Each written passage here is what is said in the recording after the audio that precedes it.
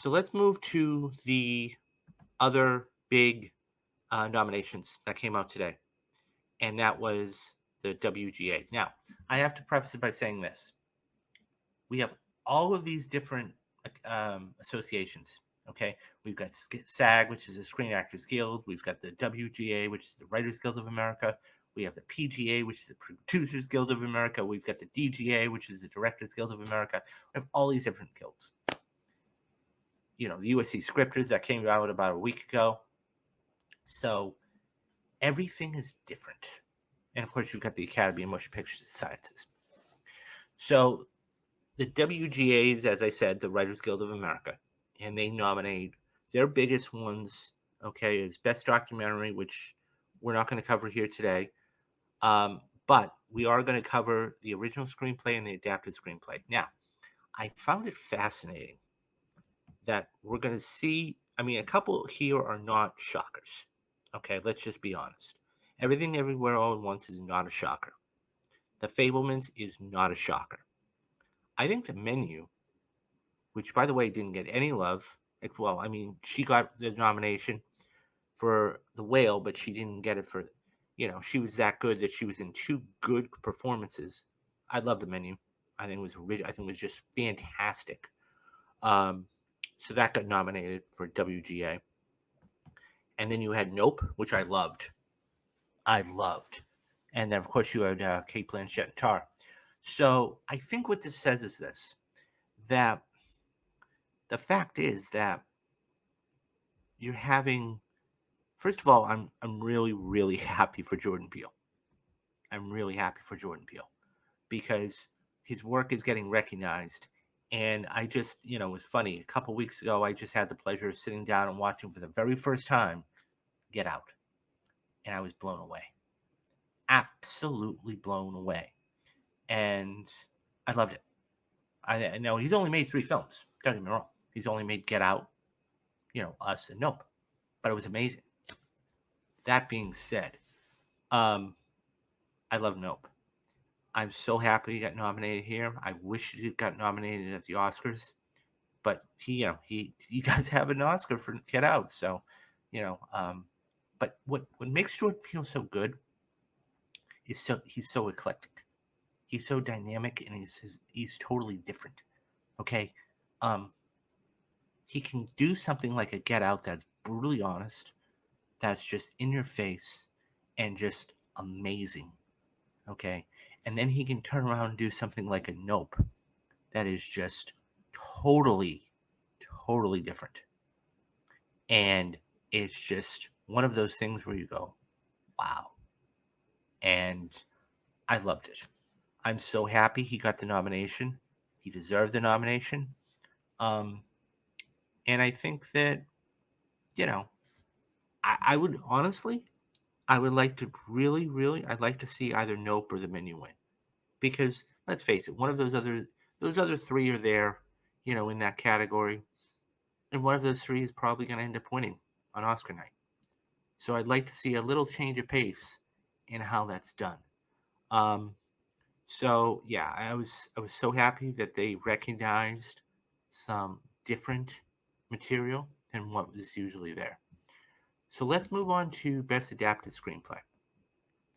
And Best Adapted Screenplay, once again, a few of these are there, okay, if you will.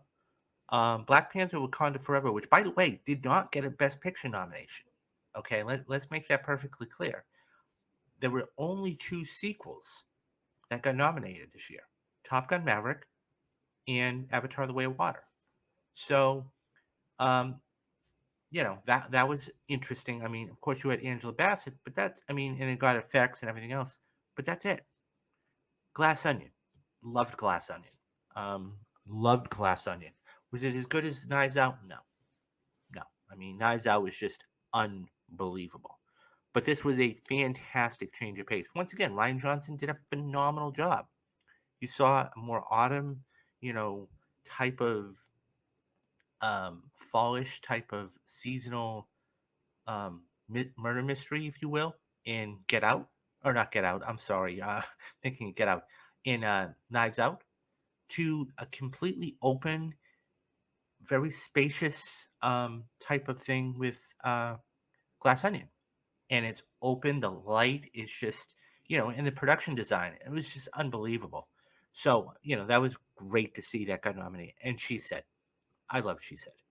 Anybody who knows me, I will write home all day long about this movie. This movie, it's so underperformed, but it is so one of the best movies of the year. Um, because at the end of the day, it underperformed in my opinion for a couple of reasons. Number one, you had a lot of great films out at the time. So I think Black Panther was out, and there was a couple others, and they said, "Well, what are we going to go see? We can either go see Black Panther, Wakanda Forever, or we can go see this little film called She Said." So yeah, and that just it didn't go over well. Number two, it didn't have a headlining name, right? I mean, usually you had Carrie Mulligan, who I love, who's a great actress. Don't get me wrong, but it's not the person to bring people in, put butts in the seat. And number three, at the end of the day, it's a story material.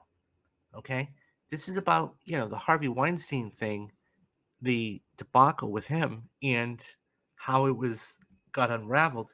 And while that's a niche kind of topic, it's still important.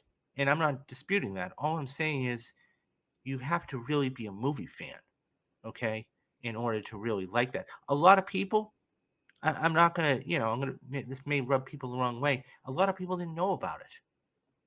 So they, and by the way, the marketing here was not good. I'll say that too. The marketing was horrible for this movie.